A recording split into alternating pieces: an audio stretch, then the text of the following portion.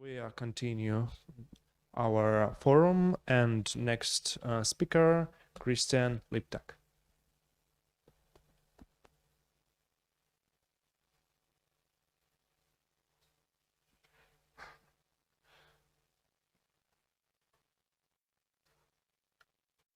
Thank you. So hello everyone. So let's first of all thank you everyone for attending this session. Let's kick things off with a small introduction. So my name is Kristián Lipták. I work as a producer for Tater Games. We're a game development company based here in Bratislava, Slovakia. Just to shortly explain, to give you a quick insights to my background, I started working in game development when I started developing my own projects with a couple of friends. We made really small indie games. This was like a real-time strategy game. Then we made a game which we actually managed to release, where you were drifting around with a car in a forest. Pretty weird concept, but that's how it went. And then here are some projects that we currently are working on in Tater Games. This is Dinox, which is basically an NFT PC strategy game. And to move along, this is a game called Brew Story, which got recently released both on iOS and Android. All the links and these resources will be at the end of the presentation if you're interested.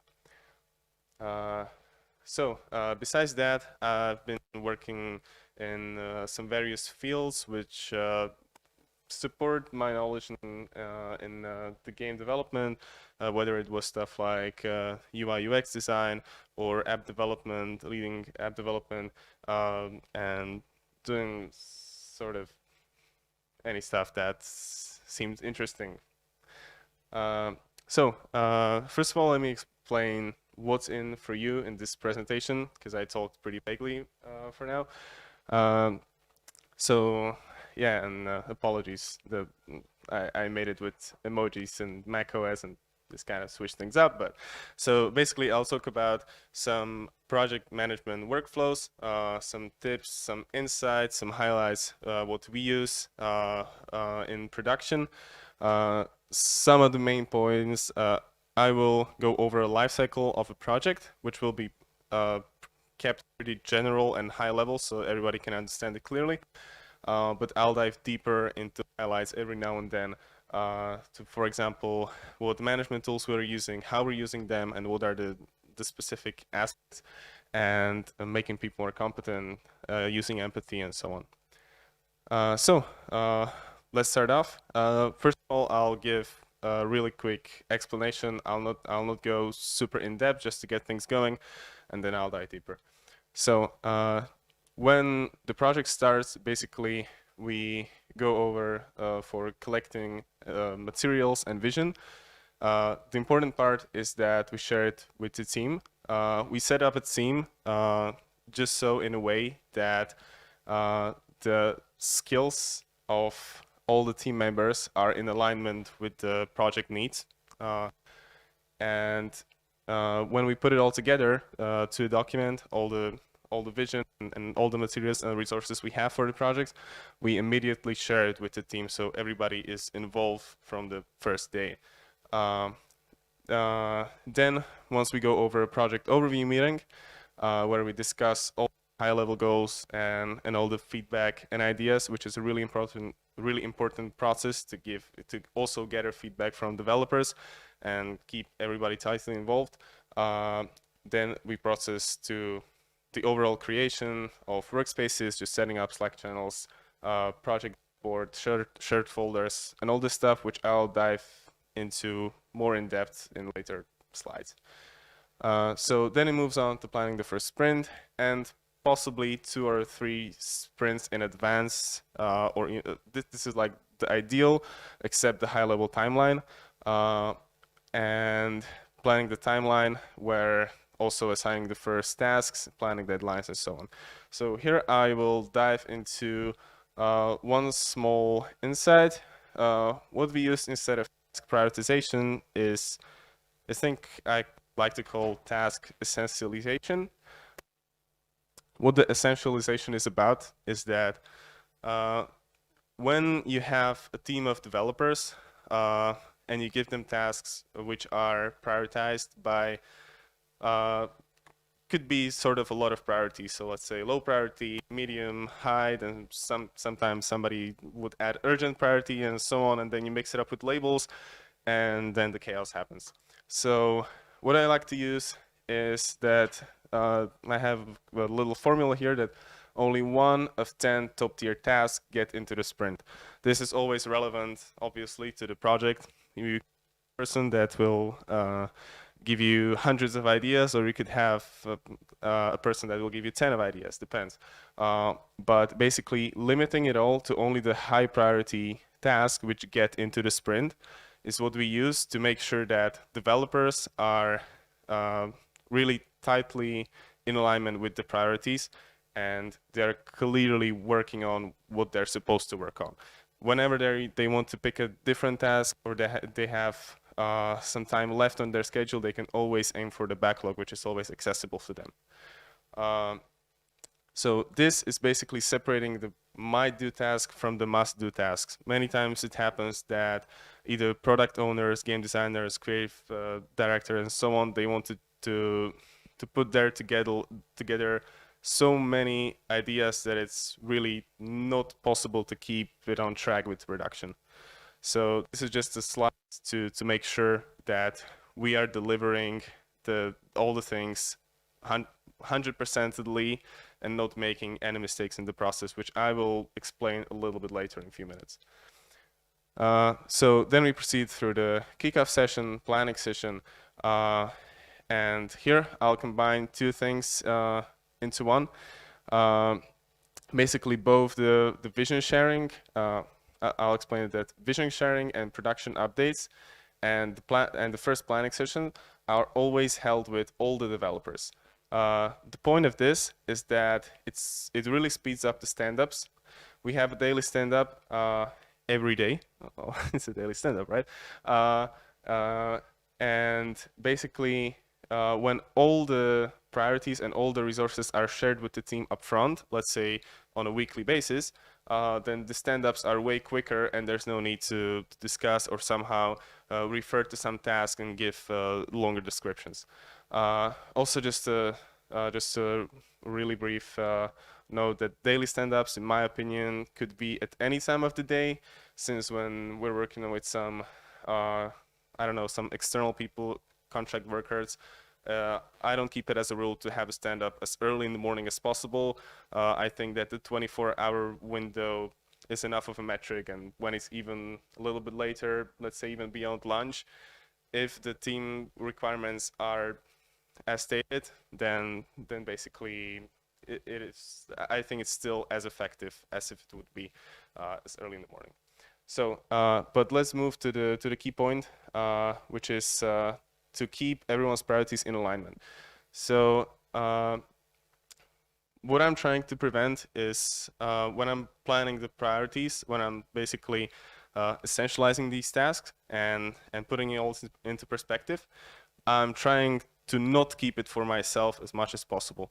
Because what could happen is that when these priorities are set, and they're, even if you communicate it to department leads, let's say your art lead knows what to do, but he will sell it for an artist that like this, but he doesn't explain the background, why this was chosen and why is it happening in this way, then you lose quite a lot of opportunities.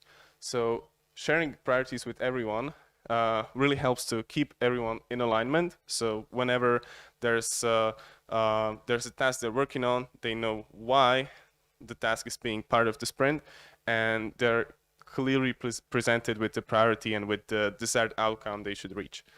The second one is that people can make their own quick decisions. They can make it themselves, so it makes them a little more competent. And since they have grasped an entire vision of the project, it's easier for them to decide without the need of basically it removes the bottlenecks and the process is a lot smoother. Another one is that the people themselves feel more involved. They feel like they're more involved in the process, that they're engaged a little more, and that they, as a person in the team, really matter. And one more last important point is that you get feedback. So there could be, let's say you have a planning session with code developers, but then some artist or somebody else, game designer, whoever, might have some really valid point which you didn't account for. So it's also a good point. So just to give a little break from these management things, we'll move on to management tools. Just a brief insight of what we use. First, we use Notion. We replaced Notion. We replaced Jira and Confluence by Notion. We've been running on Notion for the last few months. What we do in Notion, it serves our purpose as a task management app, as a documentation app. So basically, all the GDDs, ADDs, TDDs, everything is kept here inside.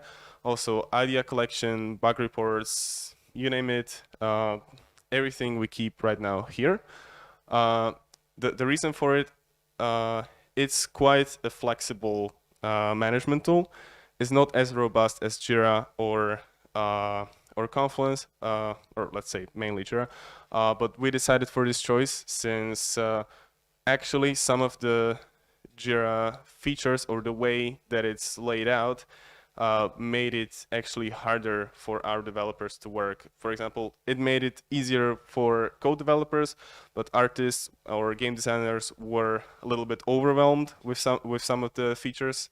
And also for producers, it was hard to set up for a new project or some advanced workflows. This is just a brief example of our Notion workflow. The good part about Notion is that you could have one database technically for everything, and you can just filter it out as you need. So, for example, how we have it is that we have a tasks database. So a task travels through the backlog, then it gets defined. So all the various fields like assignees, priorities, and dates, and all the other stuff get assigned. Then it proceeds to timeline planning, which Notion has a pretty cool feature of. And then another really good feature is that every person on our team has their own Kanban board. So they're not working in a team Kanban and getting distracted, but every one of them has their personal board where, for example, their lead or me could write, for example, some message, or first of all, they see all their tasks, and on top of that, anybody could interact with this board. And the same goes for department leads, which have this board, but on top of that, they also have some special filters that speed up their workflow while reviewing the tasks. And as I said, we use it also for documentations. And the workflow is as follows. We have a docs playground, which is basically an inbox for notes. We're trying to involve everybody. So even if a coder has, let's say, some game mechanic idea, he can put it over here, and it will be reviewed further.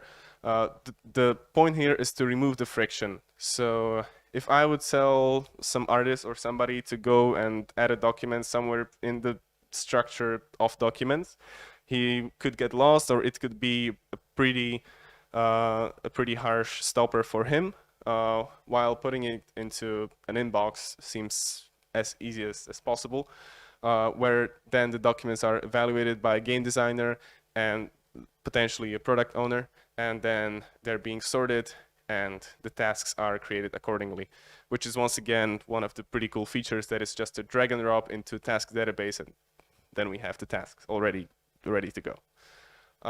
So the next I'll use Slack for communication. I have a couple of small tips over here just to speed up the workflow. If you go through a lot of messages during the day and you talk with a lot of people, Command or Control K helps you to search through any conversation, any Slack channel, any file, anything. It's way easier than just searching through it in the sidebar. You can also close conversations. So if you have a few months old DM, then basically you could just close it and not have it cluttered, as what I see from my colleagues. Edit sections and so on so forth. And which is also pretty cool is that you could do a remind me later. For example, if somebody got you a message, you can just make like remind you of it after some period of time that you choose. This also relates to Inbox Zero, which I some kind of really support, whether it's emails, Slack messages, or anything. I like to keep the inbox clean, since I could get, let's say, depends on how well all the tasks and everything is detailed and set up, but I could get, I don't know, 20 plus messages just in Slack, then on top some in Telegram, some in emails. So I'm trying to keep it clean. And in case I have something that I have to do some follow-up, I always create a task for it so I can archive it as soon as possible. So I'm easily notified with new important stuff. Then we use Google Calendar. Here, basically, what is a pretty good thing is to have shared calendars. This is quite a must because you can see availability of everyone, which speed up the process of planning meetings. And what we have is we have a cold-free days, as I like to call it. So the colors are a little shifted on the projector, but basically on Tuesdays and Thursday we have a no-call policy. What this means is that stand-ups are still happening.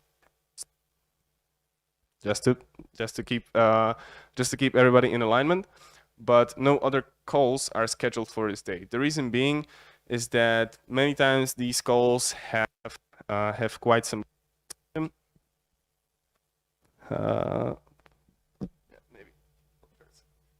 Thanks. And so this gives everyone quite some time to focus. Just if somebody has a long ongoing task, especially lead developers, and they need to have their own focus time for these tasks, then I invented this policy just to keep them focused and not scatter around meetings that could be planned all over the place. It also limits the actual meeting time, so we're trying to keep it low, and this actually helps it by reducing it to only 3 available days. Then we use FigJam. Previously we used Miro, but FigJam some kind of fits a little more to our team because some of our colleagues also use Figma for marketing assets. But basically it's for mind mapping. I also recommend it as a digital whiteboard when you have online meetings to share it, and basically you have a digital whiteboard, so things are easier to explain. My personal productivity tools I'm going to reveal soon, just to jump back and talk a little more about management. So first, let's take a look at making people more competent and self-manageable. Here, basically, the thing is that if I would plan many tasks with some lead developer in low detail, let's say I would define all the variables, or for example, if I have a documentation provided from a game designer, then the lead would go through it and he would make tasks off of it, and then he would specify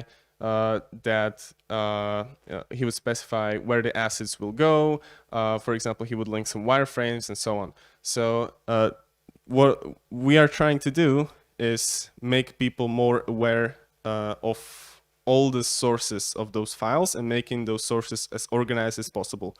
So for example, if a developer would get a task, and if there would be, let's say, a linked asset, he would have some questions like, how was this asset created? Why is it like this? Maybe 2 weeks ago it was different, and now some game design decision changed, and he lost track of it because he doesn't have insight to that art task or some different type of task.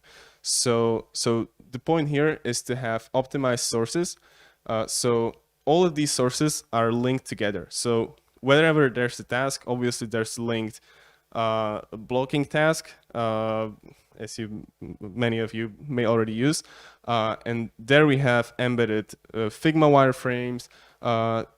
Also, for example, for folder structure on our Google Drive, we keep as clear and as organized as possible. So when somebody loses track, he can always find it there. So we're more focused on optimizing the actual sources of information rather than sorting it out and spending time with it and updating it, since always at the end of this, basically the developer would jump through, there's a task, there's a asset, and there's a description of the asset.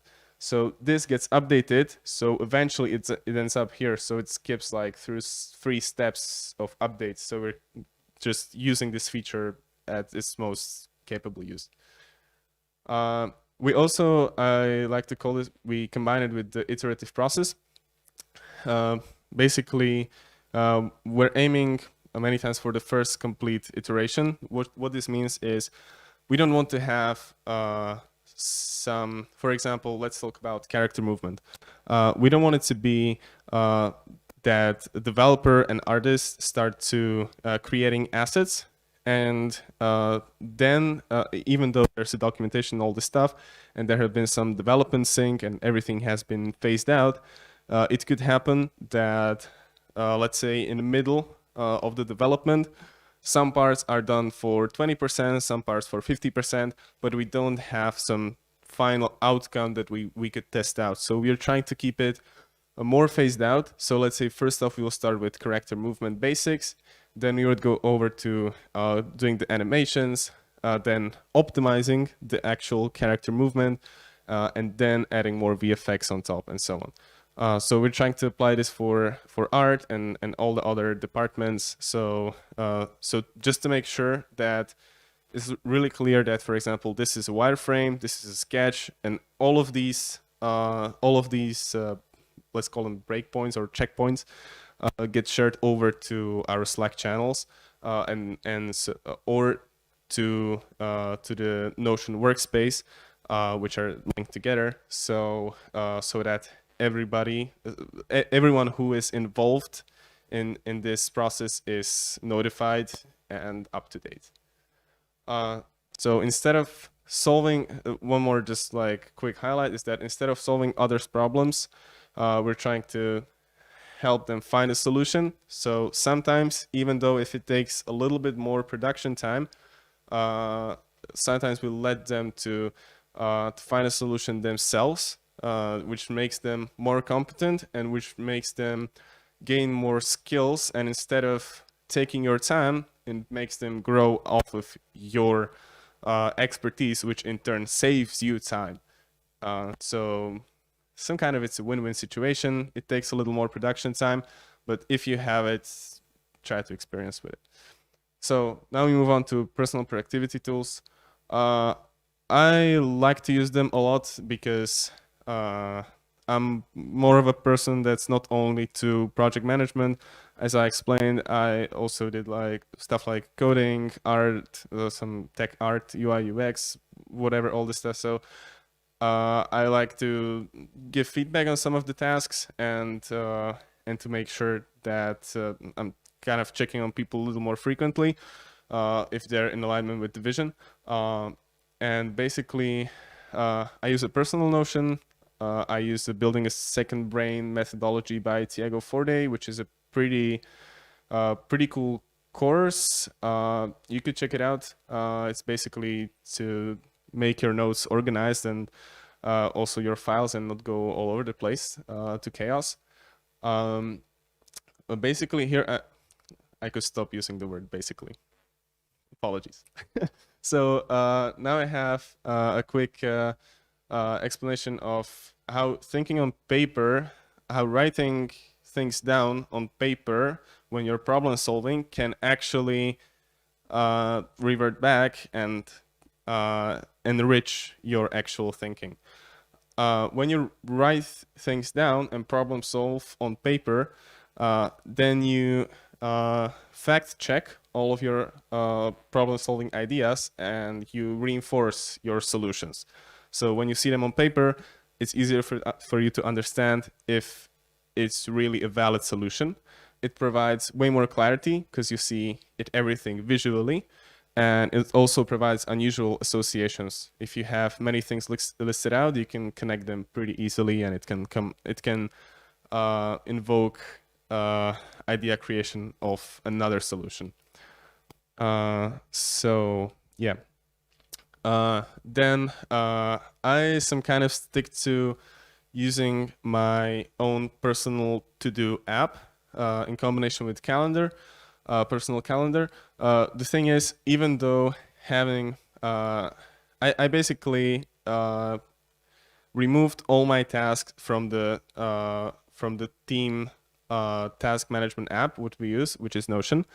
The purpose of it is that right now my responsibilities could range from anywhere, whether it's some production focused task, which could be on the current project, or it could be on different project that's in the phase of pitching, or it could be preparing for this presentation, and so on. So keeping my tasks here, which doesn't affect anybody's workflow, because no one is it never happened that somebody would be dependent on my tasks. So I like to keep them in my personal app, which I like to use because it has a lot of features like quick capture and smart filters, which make logging tasks just a breeze, so it can be done in a few seconds.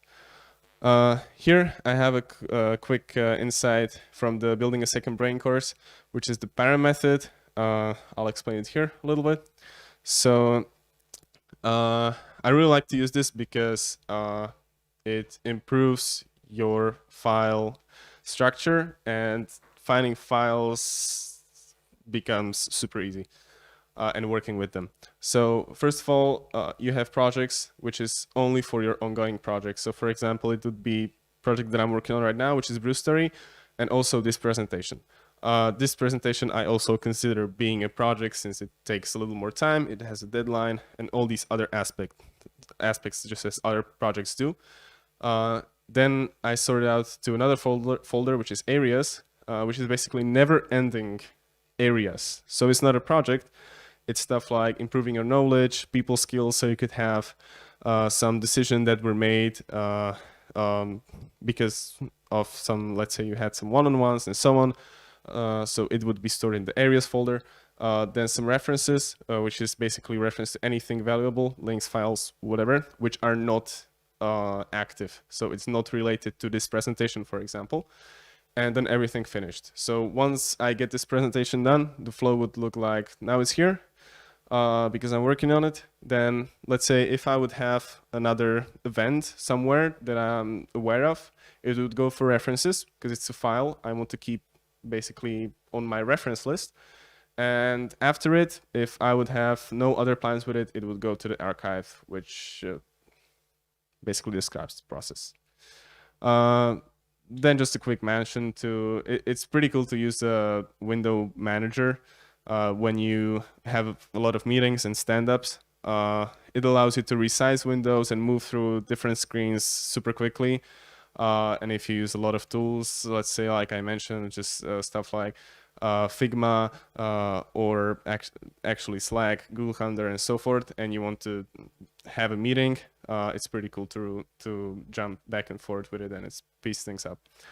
I think we can just go over this, but this one is pretty important, especially if you're working remotely. And it can also have a big value when you have a meeting when you're sharing your screen. So it lets you basically draw over any content on your screen. So it makes it really easy to explain for your teammates. Okay, and this one we can skip. Okay, so documenting and its importance. I want to bring this up because the documenting process is really important to make sure that everyone has the latest information, that it should be updated, And for example, when there's a new team member, he could get all this information from it, and he doesn't have to go searching for whatever has happened or what's been communicated. So it comes up to, I summed it up into this little sketch. So let's say during a development process, there could be some breakpoints. Let's say some shader needs optimization, or VFX graph is not supported on your target device. It could be problems of any sort, whether it's game design, whether it's UX, whether it's coding, whatever. All of these problems are identified. Then we come up with a solution, and this solution always goes into a document. And once the solution has been, once the problem has been solved and a decision has been made, it also is shared to a particular Slack channel. So, for example, if we have some issue that some outlines are not looking good after exporting and importing it to the engine, we find out a solution, and then we post it over to Slack channels for art and code for the actual project. And if it also interacts with our company framework, then we also post it there, and then it goes to a document, so everybody can backtrack and find all the information why this decision has been made. And we also keep an FAQ. So basically, there's always a question. For example, why did my build not work? Why did it not succeed? I had an error. It said this. Oh, it's here in this document, and this is why we do it like that. That's where we keep basically all the guidelines, which is ADDs, TDDs, and GDDs. So that's just another extension of this. Just a quick personal development section, because what I would like to point out is that people look up to you as a project manager, since you're interacting with them the most. People adapt your good and also bad habits. So many times it's pretty good to be aware of them. I have some of them listed out over here. To obviously attend meetings on time. Yeah, you don't want to, after a few months, your own team members and employees start not attending meetings on time. So make sure you attend them yourself. Also, having clearly set and respected office hours. Governing your emotions, which is really important to stay professional and not to burst in flames during some meeting. To be decisive, which also prompts your team members to be a little more decisive and competent. And speaking to the point and following the plan that you planned out yourself. And then just some other mentions to once again boost a little more the effectivity of the team and you yourself. To have no distraction, which some kind of connects to this call-free policy where we try to have no meetings. Not try to have, we don't have any meetings. And when we don't distract each other and have full focus, then capturing of all the tasks and notes and those decisions, sharing it with the people to keep them up to date. And also pretty cool thing is a focus timer.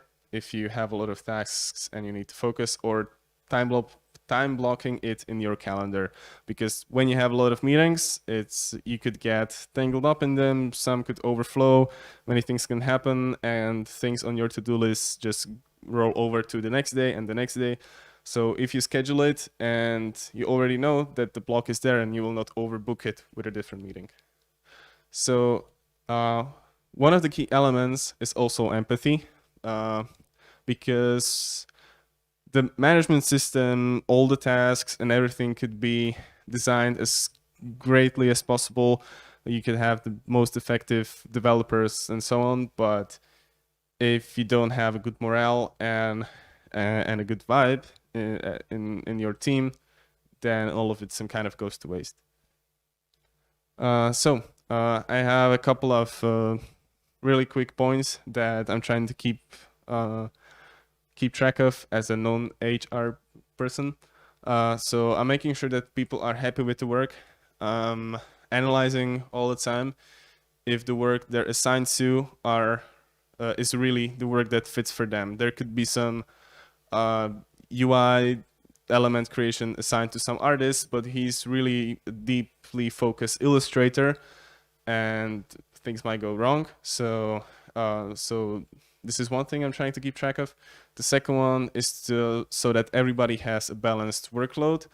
To not give a junior a really big workload, or to not overwhelm someone just because product owner has some really astonishingly overwhelming expectations of what could be done in a slim amount of time. So they have a sense of accomplishment, so what they're doing, so that they see the result they reached, so they keep track of their own progress, and they can see that it helps the project a lot and that they're involved in the process. And they should also feel safe and free. So they should not feel that, let's say a designer or somebody comes up with a mechanic that 60% of the team really disagrees with. In that case, they should speak up for themselves and not keep it inside. So this is also a important part. And just a quick sketch. When you make this is just to do how to say it. Don't provide or don't support toxicity in your team. Sometimes it's hard to actually discover this toxicity. It could be anyone in your team, or it can be yourself, and you're just not aware of it. So make sure and try to be aware of it as much as possible, that you're making people happy, because they spread this happiness over to different people, which returns back to you. And that's about it. So I hope I made it in time. Yeah, looks like. So thank you everyone very much for your attention. If you'd like to find out a little bit more about our projects or about me, you can scan the QR code. Probably if you're sitting a little more far away, you have to zoom it in, or just use the link that's provided here. So thank you everyone for your attention.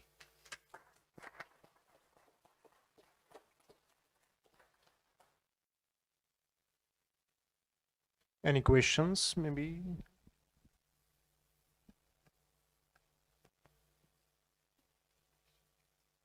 I have a question about last points. How to mix your empathy with your emotions. Not to be super emotional, but at the same time to be empathy. How to do it? How to mix it in the right way? This is a good question. So how I would approach it. For example, let's imagine some story. Let's say one of your team members is not delivering work on time, or something is wrong, and it happened 2 or 3 times. So you really tend to burst in flames and be angry on the next stand-up, let's say, and be like, you didn't deliver it for already 3 past deadlines, and something is wrong. I would suggest to pull back on these emotions, to cool down a little bit, and plan a follow-up session, for example. So let's try to have a one-on-one with the person. What are the problems? Maybe he has some personal problems, or maybe the tasks are not clearly defined. Maybe it's a different colleague that's causing these problems, but it's somewhere in the background and it's hard to see it. So the point is to not blow up on these meetings, and to keep this empathy, I would try to encourage the person. For example, if he didn't do it, I would try to help him with a solution and try to understand his problems, instead of basically just mocking him down. And also, one thing that is really good to practice is that whenever there's negative feedback, it's good to keep it on one-on-one. And whenever there's a positive accomplishment, it's good to raise it all over the workspace. I hope I answered your questions. If there's anything more, we can talk about it after the presentation. First of all, thank you for a great presentation. It Thank was you. very useful. And now there is my question. Do you think is it rational to spend so much time planning and organizing the workflow instead of actually doing your job? I understand why this is important for manager, but for a little specialist, I think sometimes it's faster to solve a problem right away than to enter it into the management system. Mm-hmm. Uh, I'll just check in if I understand it correctly. So, or if you could also give a little practical example. So if there is some specific case which there's not a workflow already set up for, you would not spend time for inventing it, or how should I understand this question? When you get the task, you may do it faster. No, Oh, okay. it Understand. is faster to do it now than to keep it in a managed system. Yeah. So basically, what you just said, I like to keep it at 80 to 20 to 90 to 10 ratio. So we have planned post-mortem meetings, which are really not frequent. It could be depends on how many people work on the project and so on, but it could be once a month, or it could be at the end of some accomplished, let's say, released or so on. So, but in general, I keep around, let's say the 20% goes into inventing and managing those workflows, and the rest is just production time. Actually, it's a really good point, because, and especially the developers themselves have to have the greatest focus on the production itself. Okay. So it's a good, yeah. Thank you. Thank you for your question.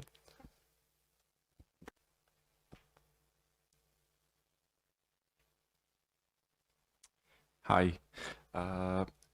Your no-call day really called my attention. I just want to understand maybe your personal opinion, because as someone who has a dozen calls of per day, I can really maybe see a point where it can be counterproductive if it's not implemented properly. So from your personal standpoint, as you said, you implemented it just recently within your area, how it changed your day-to-day business day, for example? So to first of all, to explain the reason why I decided to do it, is exactly that my day was overflowed with meetings, and many people. Also, what I had the point there to always be on point with the agenda. Many people tend to not be on point, and some meetings can go crazy. So I had quite a lot of solutions for it. Let's say, for example, keeping the mornings call free so you can focus there, but some people might have different office hours and stuff like that. So I decided on the call free days and chosen Tuesday and Thursday. It helped lead developers and myself a lot, as what I've gathered from one-on-ones. For the actual developers, it's not a big of a deal. They don't have that many calls a day. What it does is that if I, for example, have to work on this type of some workflow optimization, or I have to prepare some documents or something for a team member, I have clearly defined blocked out time for it. So because you have the act of context switching takes some time. So if you go for a meeting, you first of all have to prepare your agendas, which takes some time. Then you go for a meeting. So the task that you were doing, you just have to leave it there and then go for a meeting. But maybe there's already another task that's due to some time, and now you're scattered or all around the place, and your work goes from 8 hours to 10 to 12 and so forth. So I'm really trying to keep it as a rule to really not plan any meetings there. And this makes me clear my to-do list. And most of the time, the meetings are not as important and urgent as they seem when being scheduled. Thank you.